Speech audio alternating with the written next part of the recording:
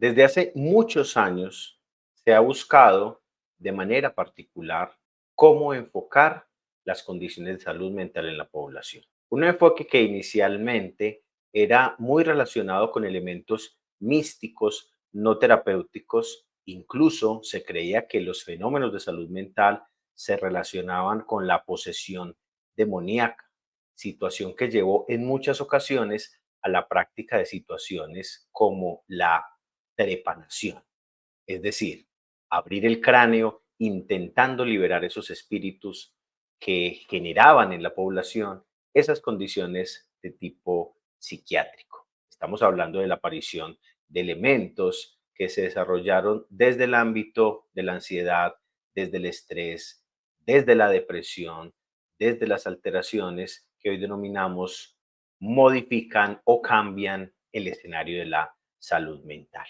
De forma milenaria, luego apareció el estándar de atención, aparecieron esfuerzos particulares determinados o por la terapéutica que venía de origen natural o por la terapéutica sintética.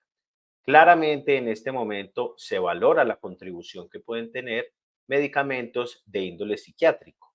Sin embargo, es necesario que todos los pacientes, bajo cualquier circunstancia, estén sometidos a un tratamiento psiquiátrico farmacológico. ¿Qué ventajas se pueden encontrar? ¿Qué desventajas pueden aparecer? Y sobre todo, ¿cuál es la potencialidad terapéutica final que puede tener todo este tipo de intervenciones? Tocaremos específicamente en este espacio qué está ocurriendo con esos enfoques y cómo la aparición y el análisis que le estamos dando en este momento a partir de la fitomedicina, una nueva mirada a biocomponentes de origen natural, está cambiando esa forma de relacionarnos con las condiciones de salud mental, particularmente con su origen, los fenómenos de estrés, ansiedad y toda la disregulación o alteración que ocurre dentro del sistema nervioso. Toquemos algunos elementos históricos de relevancia. ¿Qué ocurría antes? ¿Dónde arranca ese esfuerzo terapéutico, sobre todo farmacológico, intentando hacer aproximación a sustancias de interés, a sustancias de alto valor? Una reseña particular nos lleva a la década del 50. Estamos hablando del siglo XX, el siglo pasado.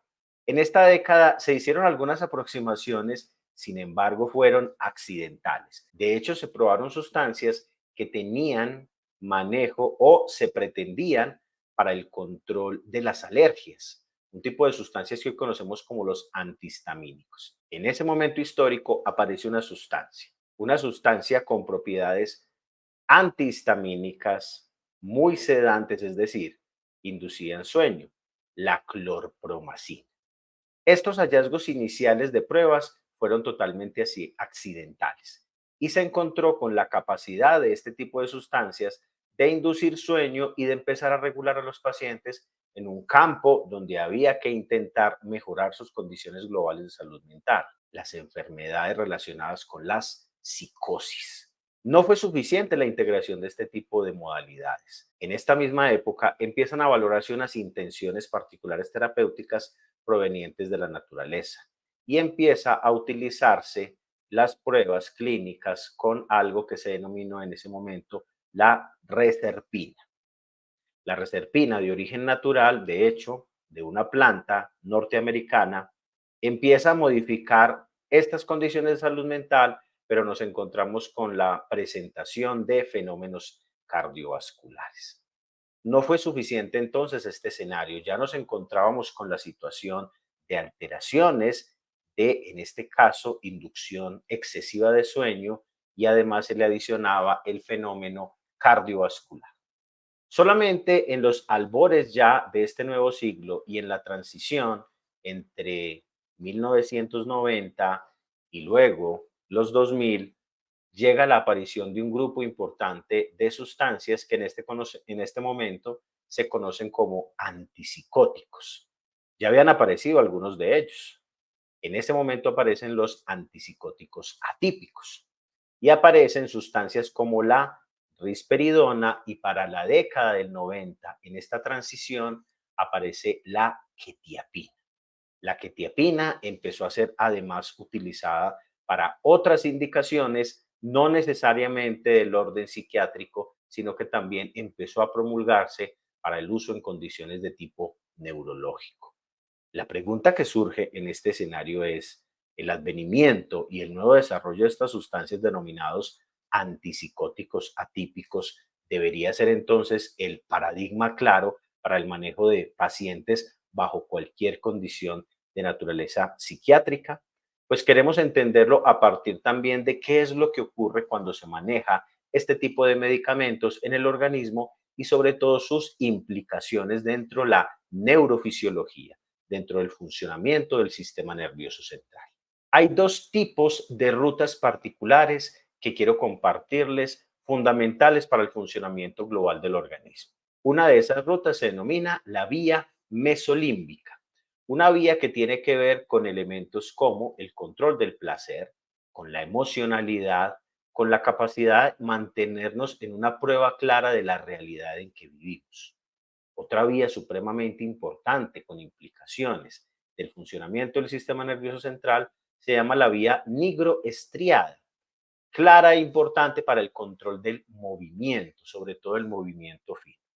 ¿Por qué tocar esto particularmente dentro de la funcionalidad del sistema nervioso? Porque la mayor parte de esos medicamentos que empezaron a utilizarse, sintéticos y que empezaron a denominarse antipsicóticos y además antipsicóticos atípicos, empezaron a cambiar las relaciones de los neurotransmisores en estas vías, sobre todo de uno supremamente importante para la adaptación del sistema nervioso central, la dopamina.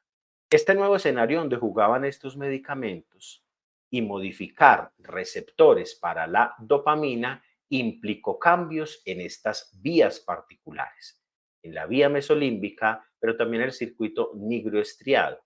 Se encontraron ciertos avances en el control de patología psiquiátrica, sobre todo de tipo psicosis, como el caso de la esquizofrenia, pero empezó a ganarse muchísimos problemas alrededor del desequilibrio que se presentaba con la dopamina. No solo esto, hay implicaciones también muy interesantes que ocurren en otro tipo de rutas neurobiológicas. Y hay una ruta particular que es la ruta de la acetilcolina. Muchas de estas sustancias empezaron a bloquear y a cambiar lo que la acetilcolina podría hacer en el sistema nervioso. Y estos antipsicóticos entonces empezaron a tener un comportamiento denominado anticolinérgico. Y es que esta situación anticolinérgica empezó a generar un nuevo perfil problemático en la población: alteraciones digestivas, sobre todo estreñimiento marcado, retención urinaria, alteración en la producción de la saliva y otras secreciones importantes para el organismo, manifestándose como boca seca. Pero aparecía un fenómeno particular problemático también en la población, una alteración denominada la disfunción eréctil.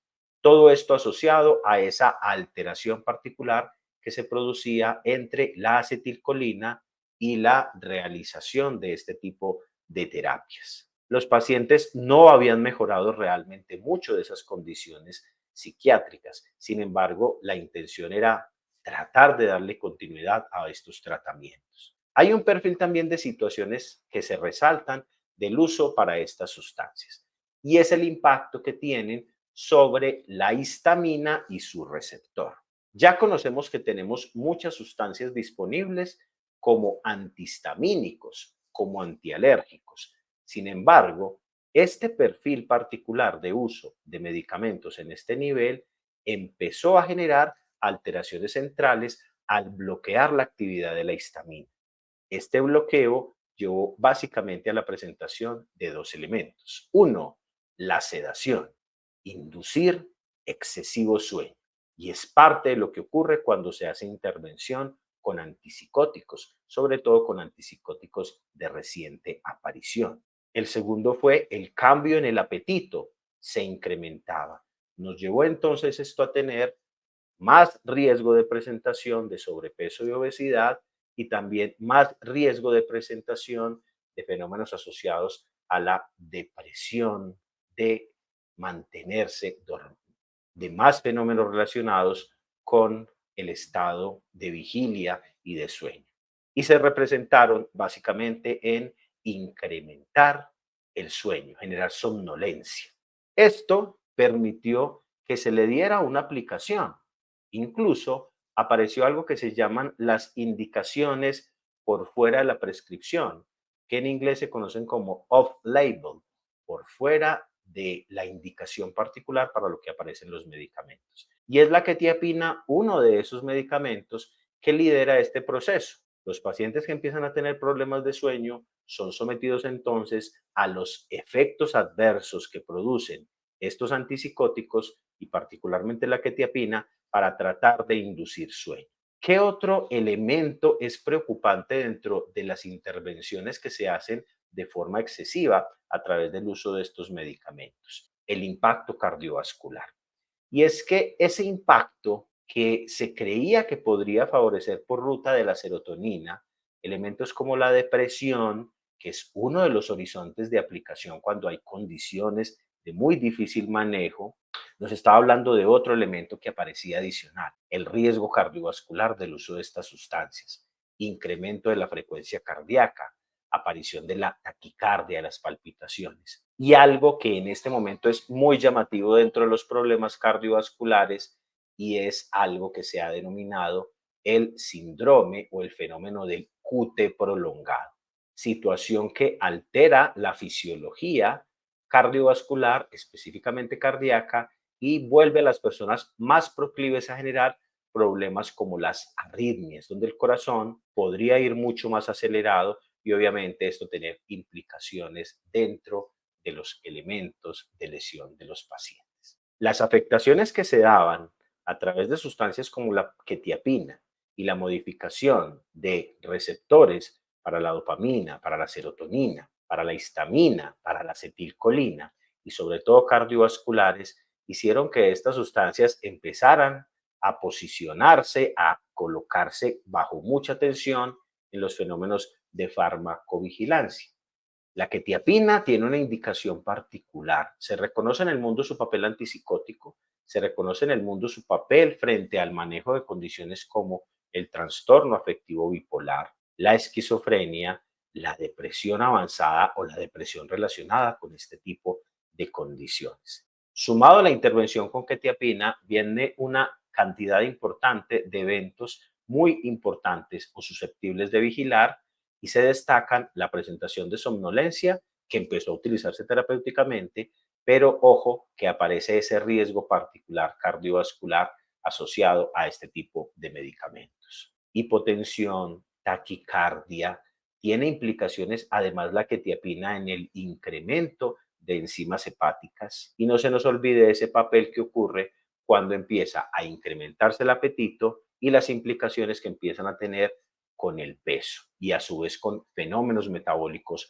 dentro del organismo. De forma actual, estamos valorando los enfoques para el campo de la salud mental, para la restitución adecuada de la salud mental a través de integración de múltiples modalidades, lo que se ha denominado los enfoques holísticos o integrativos, donde queremos tener un alto potencial de impacto, una baja frecuencia de presentación de eventos adversos si se trata de una intervención con un medicamento y que idealmente frente a su uso agudo, es decir, para un periodo corto, específico o para la exposición crónica, sean supremamente seguros de manejar.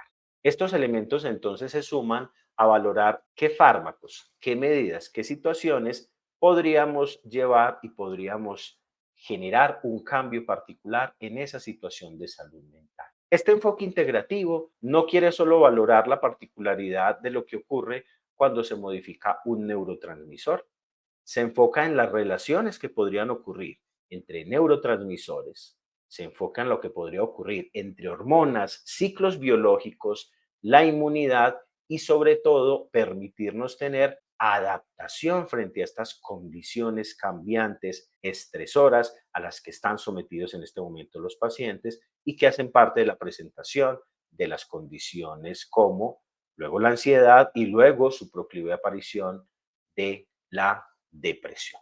Este enfoque integrativo ha ido un poco más allá y de hecho han aparecido nuevos conceptos para tratar de mejorar dichas condiciones, estas situaciones de salud mental.